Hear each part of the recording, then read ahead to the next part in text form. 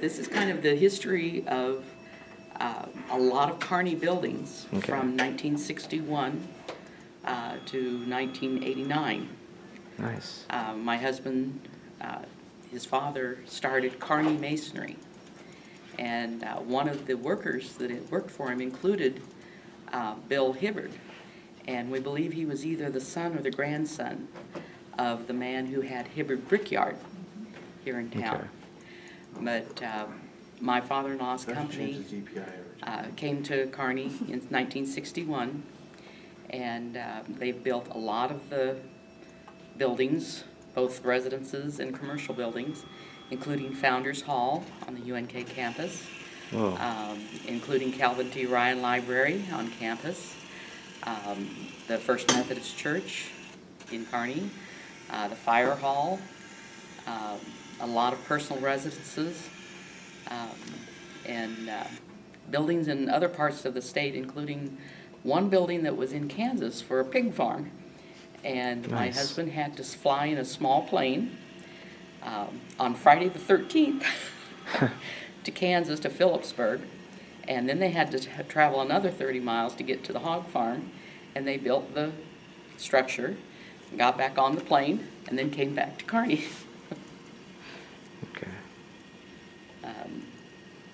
What other information are you looking for? So what kinds of things did you bring in? Well, yeah, look at this. I brought in family pictures. This is the family. And, Who was who? well, this is Russ, and this is Vera, his wife. And the children in order are Dan, Diane, Deb, Don, and Doug.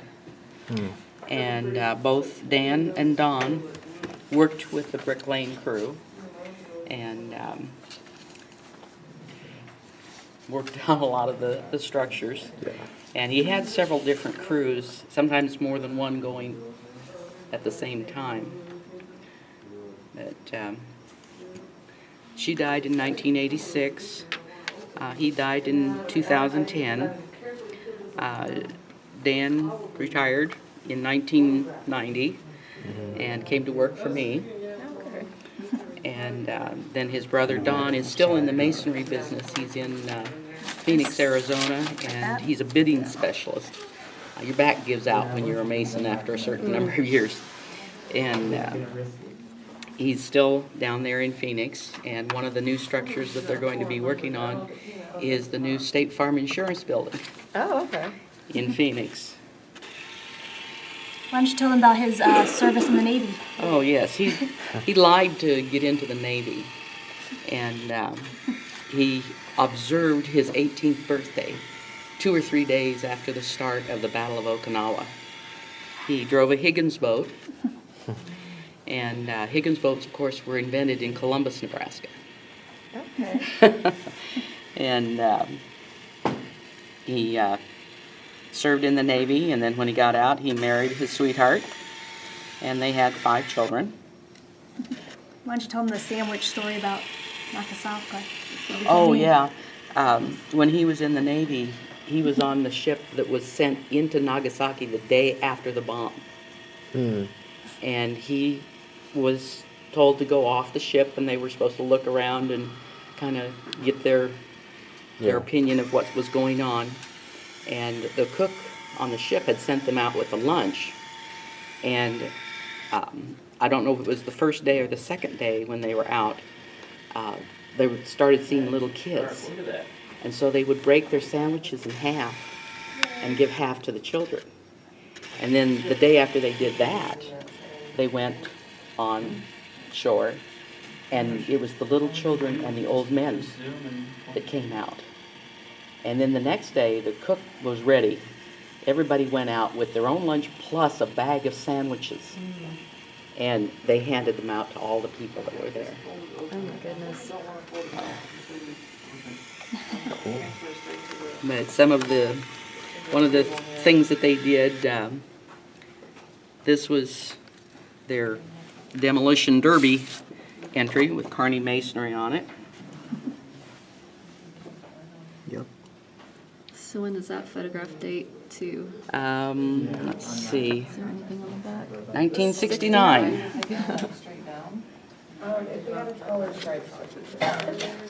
But he built the company from nothing, basically. You know, he moved here from Lexington.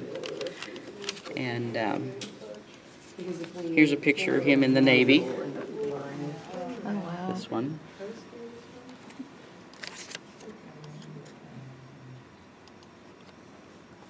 Was this a friend of his with him? Yeah, that was a buddy. I don't know if he even wrote on, just said my buddy and I in Seattle. And there's their 35th wedding anniversary picture.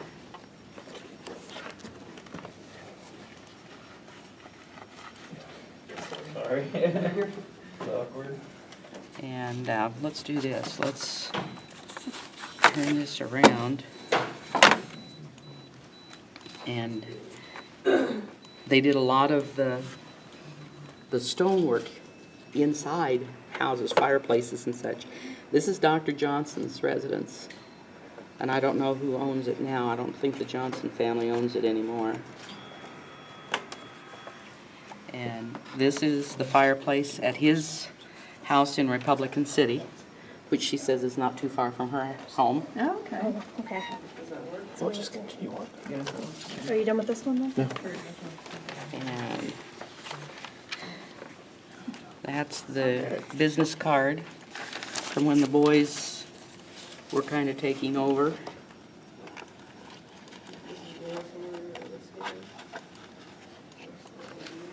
And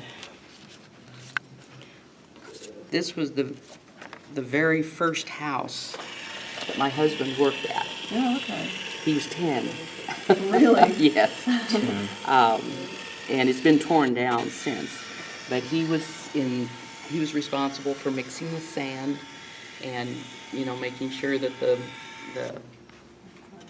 materials were ready to go into the mixer to make the mortar for the bricks. Oh, okay. So, So when was that built, do you know? well, that would have been, if he was 10, it was 1959. Okay. It was before they moved over here, but they started getting work over here. Let's see. What other pictures are in here? This is one of the buildings downtown that they did. That's just the storefront. Okay.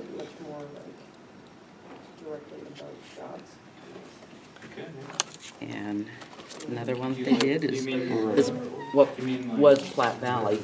It's now First National in Kearney. Okay.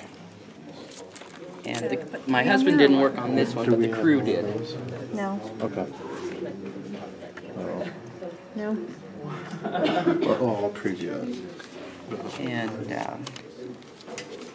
I just have something that she typed up to go with it, so I think I don't need to scan that. this copy. is the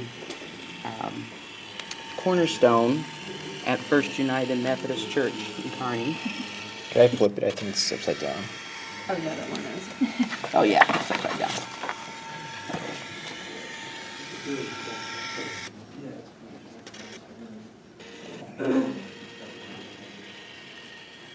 And the sanctuary of the church was built kind of like one of the corners. See, this is not a square corner. But that's not only outside, but also inside. Oh, I see. Okay. Because with the sanctuary, they have these rooms off to this side. And currently they've got walls in them.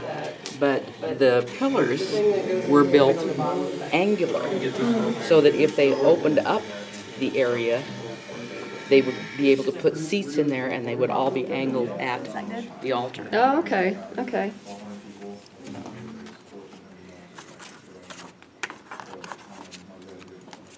And there he is for his 80th birthday. What?